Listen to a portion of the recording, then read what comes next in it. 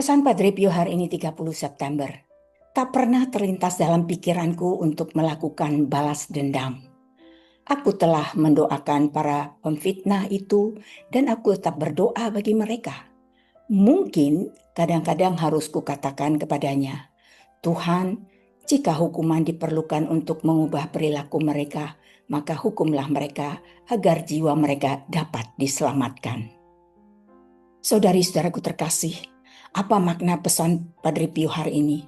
Pesan Padre Pio ini menegaskan dua hal sekaligus. Yang pertama, ia menolak balas dendam pribadi. Sebagai orang beriman, ia memilih mendoakan mereka yang memfitnah. Dan yang kedua, ia menyerahkan penilaian terakhir kepada Tuhan. Ia bersedia meminta kepada Tuhan agar bila perlu, hukuman dipakai bukan untuk menghukum semata, tetapi untuk mengubah hati sehingga jiwa boleh diselamatkan. Intinya, bukan pembalasan, melainkan kerinduan akan pertobatan dan keselamatan orang yang menyakiti. Bagaimana kaitan pesan ini dengan kitab suci?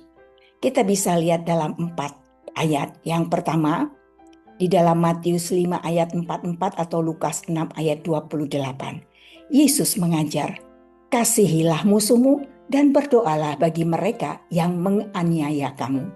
Yang kedua, di dalam Roma 12 ayat 17 sampai 18. Janganlah kamu sendiri menuntut pembalasan dan seterusnya, tetapi jika mungkin sedapatnya hiduplah damai dengan semua orang. Yang ketiga, Roma 12 ayat 19 sampai 21.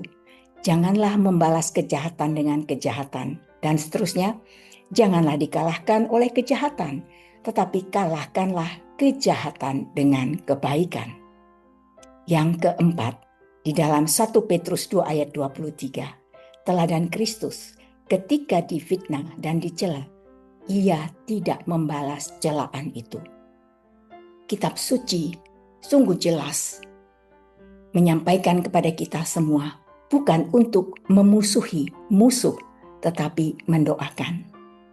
Saudari-saudaraku terkasih, mari kita renungkan, kita refleksikan pesan Padre Pio hari ini. Ada 4 hal yang bisa kita lihat. Yang pertama, perbedaan antara keadilan dan balas dendam. Meminta Tuhan menghakimi bukan sama dengan membalas dengan dendam.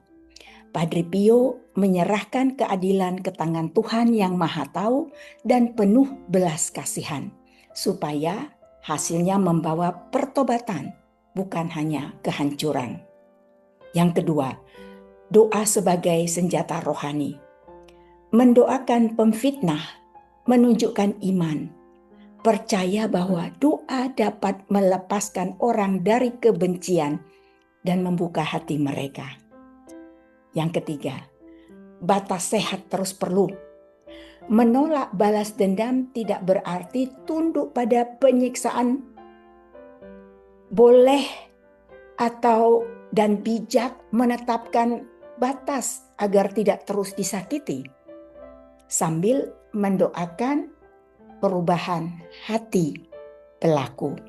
Dan yang keempat, niat utama, keselamatan jiwa. Pandangan Padre Pio menempatkan prioritas pada keselamatan jiwa.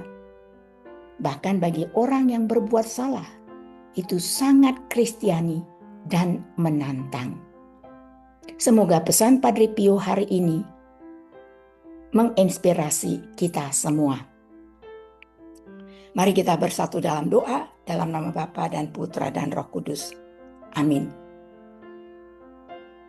Ya Bapa yang penuh belas kasihan, ajarlah aku untuk tidak mencari pembalasan, tetapi untuk menyerahkan keadilan ke tangan-Mu. Berikanlah aku keberanian untuk mendoakan mereka yang memfitnah dan menyakitiku. Ubahlah hati mereka jika itu yang membawa mereka kembali kepadamu. Jauhkanlah aku dari kebencian yang merusak dan isi hatiku dengan kasih yang menyembuhkan. Tuhan, bila hukuman diperlukan demi pertobatan, jadikanlah itu sarana rahmat, bukan kehancuran. Amin. Dalam nama Bapa dan Putra dan Roh Kudus. Amin.